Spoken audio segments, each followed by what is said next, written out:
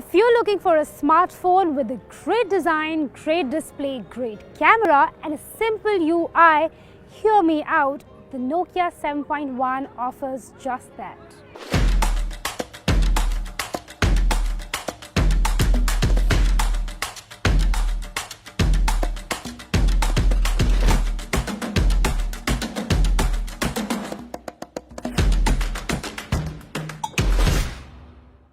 The Nokia 7.1's display is nothing less than gorgeous.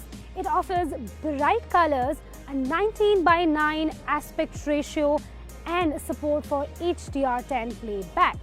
Also, it allows you to upscale your non-HDR content. Design-wise, amongst the Nokia 7.1, Poco F1 and Xiaomi Mi A2, I will definitely give more marks to the Nokia phone. Apart from its chic design, the phone is also very easy to grip onto thanks to its smaller footprint. When it comes to the camera performance, the Nokia 7.1 produces fantastic daylight pictures. Its low light and night pictures are pretty great as well.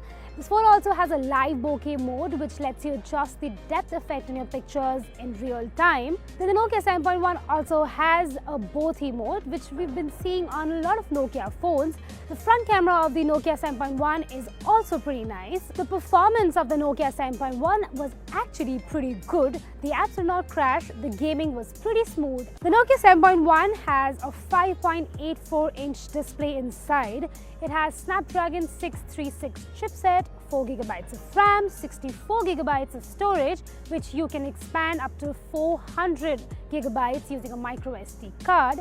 It has an average 3060 mAh battery with support for fast charging. The Nokia phone has a 12+5 megapixel dual rear camera and an 8 megapixel selfie camera.